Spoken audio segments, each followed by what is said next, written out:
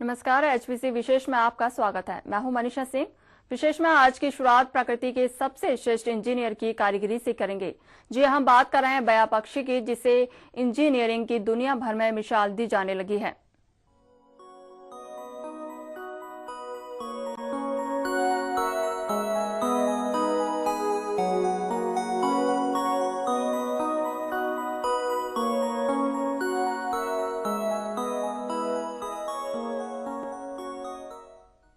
बारिश के इस मौसम में बया पक्षी के सुंदर आकर्षक घोंसले हर किसी का मन मोह रहे हैं। जो भी बया का घोंसला देखता है, इसे कारीगरी देखकर दांतों तले उंगलियां दबा लेता है। जीव वैज्ञानिक इसे विश्व का सर्वश्रेष्ठ इंजीनियर मानते हैं। इस नन्ही सी चिड़िया को आधुनिक विश्वकर्मा भी कहा जाता है। नर बया मादा को आकर्षित करने के लिए ही सुंदर सा घोंसला बनाता है, लेकिन आज इस इंजीनियर का अस्तित्व भी संकट में आ गया है। हालत यह है कि बामुश्किल ही बया पक्षी के घोंसले मिलते हैं। देखते हैं ये रिपोर्ट। बरसात की शुरुआत होते ही शुरू हो जाता है बया का प्रणयकाल। अन्य दिनों में नरबया का रंग रूप सामान्य होता है, लेकिन प्रणयकाल में गहरा पीला और पंख चमकीला हो जाता है।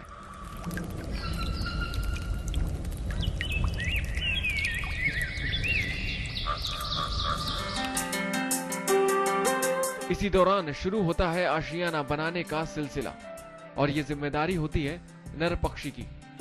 नरबया बहुत की फुर्ती से अपना आशियाना तैयार कर लेता है।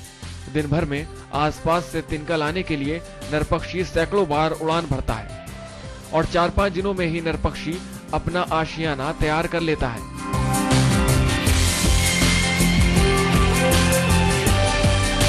सांप और शिकारी पक्षियों से अंडों और बच्चों को बचाने के लिए बया अपने घोंसले की लंबाई बढ़ा देता है, जिससे घोंसला नीचे लटकने लगता है।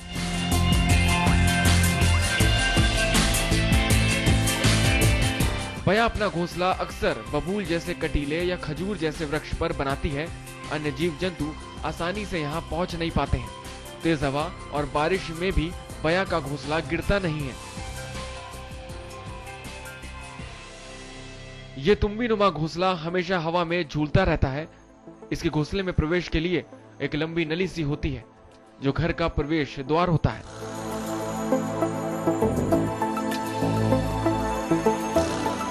घास या खजूर के पत्तों को छीलकर यह धागा बना लेती है और बड़ी कलाकारी से अपना घोंसला बुनती है। यह घोंसला वाटरप्रूफ होता है। कितनी भी बारिश हो, इन घोंसले में एक बूंद पानी भी नहीं जाता है। प्रकृति से तो इस पक्षी को किसी भी तरह का कोई खतरा नहीं है। बया पक्षी की जान के दुश्मन और कोई नहीं, हमारे ही लोग हैं। हालात यह है कि आज बया के अस्तित्व पर ही संकट मंडराने लगा है।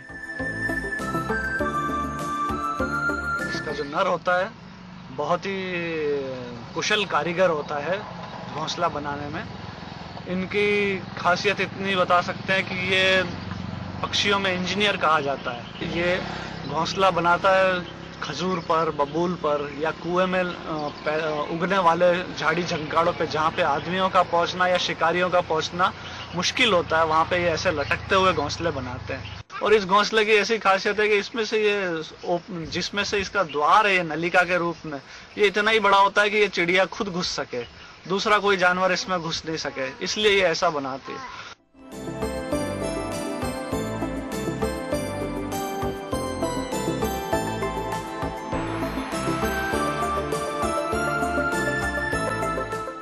विश्व के बड़े बड़े जीव वैज्ञानिक और इंजीनियरिंग भी बया की इंजीनियरिंग का लोहा मानते हैं। इंजीनियर तमाम तरह के उपकरण होते हुए भी इस तरह के घोंसले तैयार नहीं कर सकते, मगर ये नन्ही सी चिड़िया सिर्फ अपनी छोटी सी चोंच के बदौलत बिना किसी उपकरण, बिना गोंद के सिर्फ तिनकों और घास से सुंदर मजबूत घोंसला बना देती है। तभी तो इस नन्ही सी चिड़िया को आधुनिक विश्वकर्मा भी कहा जाता है। नर बया मादा को आकर्षित करने के लिए सुंदर सा घोंसला बनाता है। पक्षियों की इस जाति में मादा के भी नखरे कम नहीं होते हैं।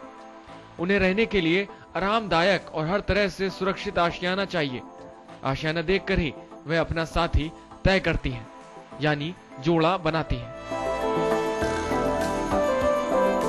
नर पक्षी घोंसला बुनते समय तेजी से पंख फड़फड़ाता है, ताकि कोई मादा उसे देखकर आकर्षित हो सके।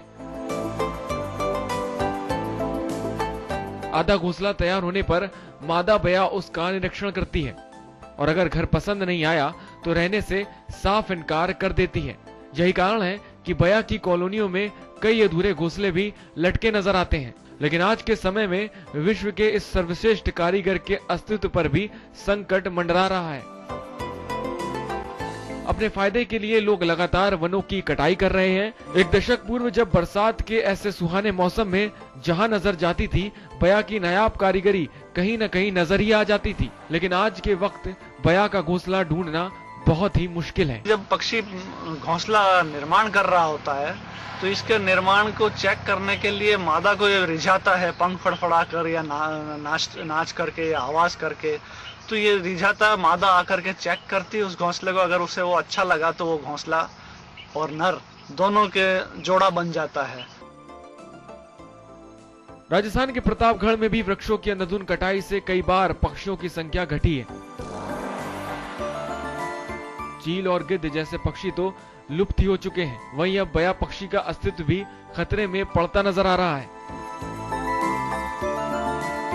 आज हालात ये हैं कि बमुश्किल ही बया पक्षी के घोंसले मिलते हैं।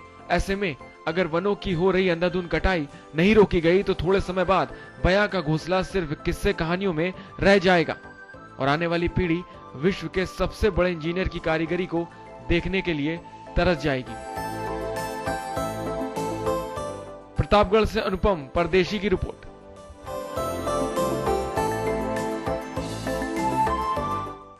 अब वक्त एक छोटे से ब्रेक का, चल लौटते हैं, बने रहिए हमारे साथ। हाड़ौती या बीकाड़ा, शेखावाटी या मारवाड़, मेवाड़ हो या फिर ढूंढाड़, हर जगह की खबर सिर्फ HBC न्यूज पर।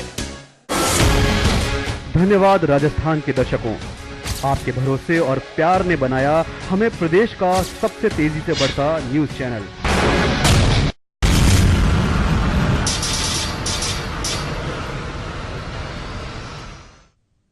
ब्रेक के बाद आपका स्वागत है। सारस पक्षी को प्रेम और समर्पण का प्रतीक माना जाता है। अपने जीवन काल में ये पक्षी केवल एक बार ही जोड़ा बनाता है और जोड़ा बनाने के बाद सारस युगल पूरे जीवन काल में साथ रहते हैं। एक और जहां सामाजिक लापरवाही और उदासीन प्रशासनिक रवैये से दिन प्रतिदिन सारस के साथ पक्षियों की कई प्रजातियों के अस्तित्व पर भी संकट के बादल मंडरा रहे हैं, तो वहीं दूसरी तरफ कोटा के एक छोटे से गांव ने सारस के अस्तित्व को बचाने की पहल करते हुए एक अनूठी मिसाल पेश की है। वर्षा ऋतु मुख्यतः इनका प्रजनन काल होता है। इस दौरान मादा सारस एक बार में 2 से 3 अंडे देती है। इन अंडों को नर और मादा बारी बारी से सेते हैं। नर सारस मुख्यतः सुरक्षा की भूमिका अदा करता है।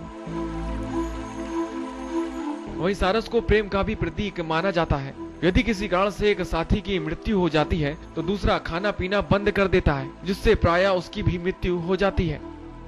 अपनी इस विशेषता के कारण इसे एक अच्छी सामाजिक स्थिति प्राप्त है। भारत के कुछ भागों में नवविवाहित युगल के लिए सारस युगल का दर्शन करना अनिवार्य होता है। महर्षि वाल्मीकि ने रामायण लिखने का आरंभ भी सारस पक्षी के वर्ण से ही किया था, लेकिन वर्तमान में इस पक्षी के अस्तित्व पर भी संकट के बादल मंडरा रहे हैं। सारस की घटती संख्या के पीछे खेती की कम होती भूमि, सिमटते जंगल, कीटनाशकों का अंधाधुंध प्रयोग और मानव की बढ़ती आबादी इसके मुख्य कारण है। इसके अतिरिक्त इनके शिकार और अंडों तथा चूजों की तस्करी के भी प्रमाण मिले हैं और मानव की बढ़ती हुई लिप्सा इस स्थिति के लिए जिम्मेदार है।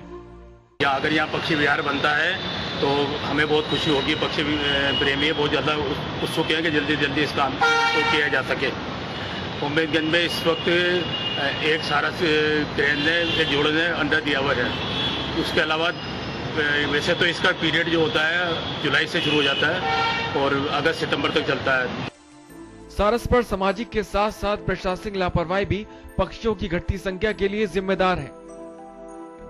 वहीं दूसरी तरफ कोटा के एक छोटे से गांव ने सारस के अस्तित्व को बचाने की पहल करते हुए एक अनूठी मिसाल पेश की है।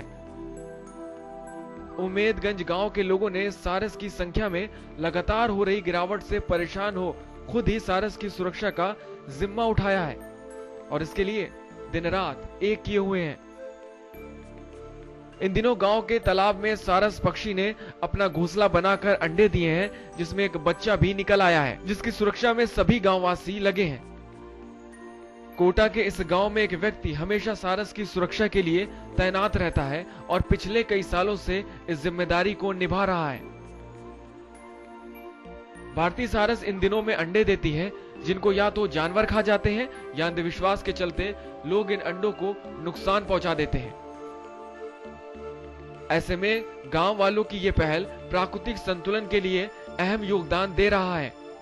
गांव वालों का यह प्रयास कुछ हद तक इस सुंदर पक्षी की संख्या में इजाफा करने में कारगर साबित हो रहा है। साथ ही अब उम्मेदगंज को पक्षी विहार बनाए जाने की मांग जोर पकड़ने लगी है।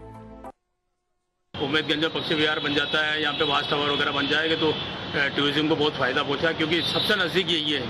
ये वैसे तो अबेड़ा भी है, लेकिन क्या कि इसके हिसाब से बर्ड्स यहाँ बहुत आती हैं। अबेड़ा के बाद ना उम्मेदगंज का नाम आता है पक्षियों के उसमें, और वाच टावर बनना बहुत आवश्यक है ताकि आज जब पर्यावरण खतरे में है और वाइल्ड लाइफ खत्म होने की कगार पर, ऐसे में इस गांव के लोग ये पहल अपने आप में तारीफ के काबिल है।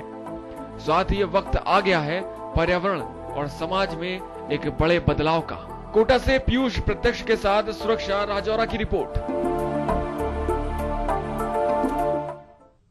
एचपीसी विशेष में फिलहाल इतना ही। आप देखते रहिए एचपीसी न्यूज। नमस्कार।